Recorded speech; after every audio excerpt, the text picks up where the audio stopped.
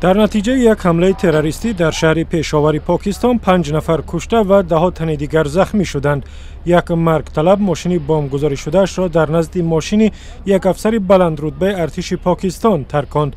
افسر در این حمله آسیب ندید. پلیس گفت احتمالاً هجوم پاسخ به عملیات نیروهای پاکستان در مناطق قبیله نشینی وزیرستان جنوبی است.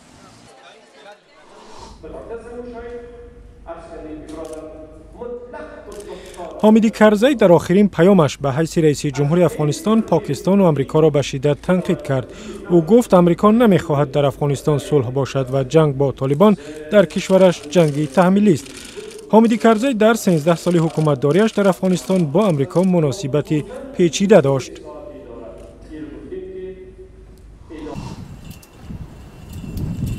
نیروهای مخالف سوریه آزاد که از طرف کشورهای غربی حمایت می‌شوند 22 سپتامبر در انتظار حمله‌های هوایی نیروهای آمریکا علیه جنگجویان دولت اسلامی در شرق شهر حلب کمین گرفتند.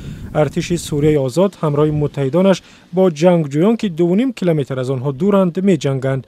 نیروهای هوایی آمریکا 23 سپتامبر به هدف‌های دولت اسلامی و القاعده در داخل سوریه ضربه زدند.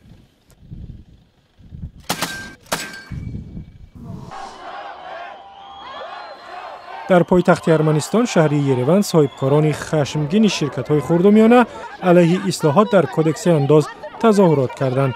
تظاهرات در نزد بینای حکومت صورت گرفت.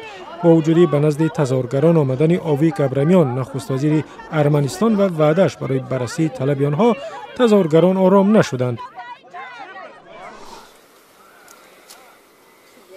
در ترکمنستان کودکان و معلمان را برای جمع‌آوری پخته سفربر کردند. این صحنه‌ها روز 21 سپتامبر برداشته شده است. هرچند در ترکمنستان از سال 2005 بر اساس قانون کار کودک ممنوع شده است. طی 2 سال اخیر جلب کودکان به پخته‌چینی در ترکمنستان زیاد به مشاهده می‌رسد. پنبه و نفت و گاز از محصولات اصلی صادراتی ترکمنستان است.